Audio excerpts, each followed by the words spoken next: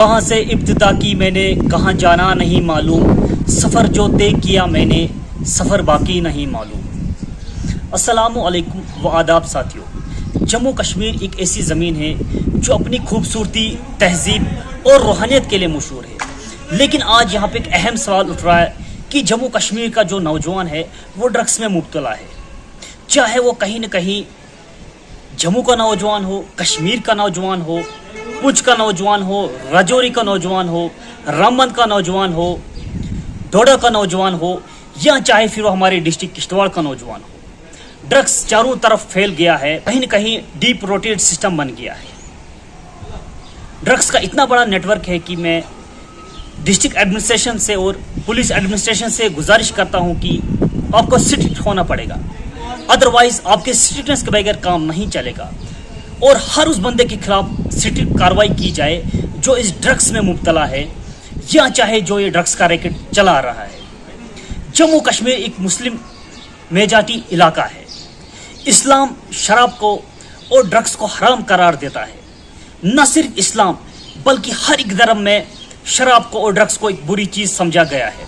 Drugs ایک نشہ نہیں بلکہ ایک زہر ہے جو ہمارے نوجوان نسل کو تباہ و برباد کر رہا ہے، جو ڈپریشن، بے روزگاری اور کہیں کرائم کا سبب بن رہا ہے۔ اس پہ ہمیں بہت زیادہ سوچنے کی ضرورت ہے کہ آج کی ڈیٹ میں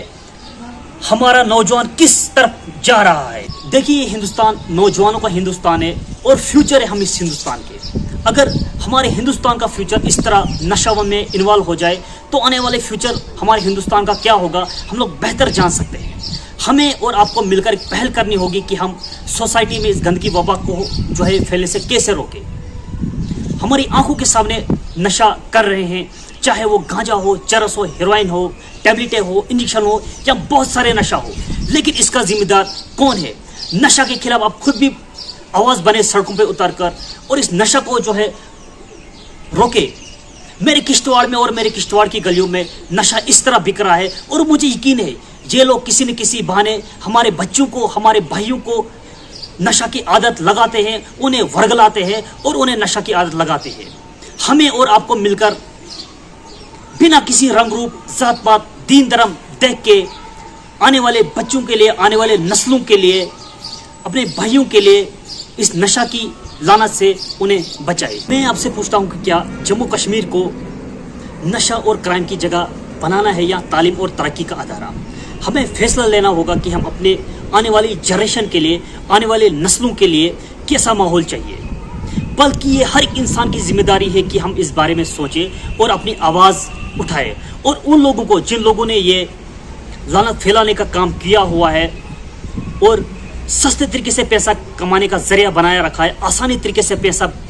کمانے کا ذریعہ بنایا رکھا ہے، ان لوگوں کو بے نقاب کریں اور انہیں پولیس کے حوالے کرائیں۔ میں ڈسٹرکٹ ایڈمنسٹریشن سے اور پولیس ایڈمنسٹریشن سے گزارش کرتا ہوں کہ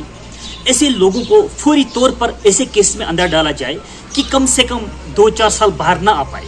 کیونکہ میں نے ایسے کیسز بھی دیکھے کہ جو لوگ 6 مہینے، سال لگا کے اندر سے باہر آ رہے ہیں، اس کے بعد پھر سے وہی کام شروع کر رہے ہیں۔ میں اس کی وجہ ڈھونڈنا چاہوں گا کہ ایسا کیا ہے کہ یہ لوگ جیل جانے کے بعد پھر سے وہی کام شروع کر رہے ہیں۔ As a society, as a community, ہم سب کا فرض بنتا ہے کہ ہم اپنے گھر کو ہی نہ دیکھیں، ہم بلکہ اپنے آس پڑوس کو بھی دیکھیں، اور ہمیں یہ غور و فکر بھی کرنی چاہیے کہ ہم اپنے گھر کے بچوں کو نہیں بلکہ اپنے محلے کے بچوں کو بھی اس لعنت کا شکار نہ ہو، اور ہم سب نوجوانوں کو جو ہے مل کر کام کرنا پڑے گا تاکہ ہم اپنے بھائیوں کی جان بچا سکیں، کیونکہ اس ڈرگس کی وجہ سے کتنے ہمارے بھائیوں کی جانیں چلے گی، کتنے ہمارے بھائیوں کے گھر اجڑ گئے، کتنی ماؤں نے اپنے لال کھوئے، کتنی ماؤں نے اپنی اولادیں کھوئی، کتنی بہنوں نے اپنے بھائی کھوئے۔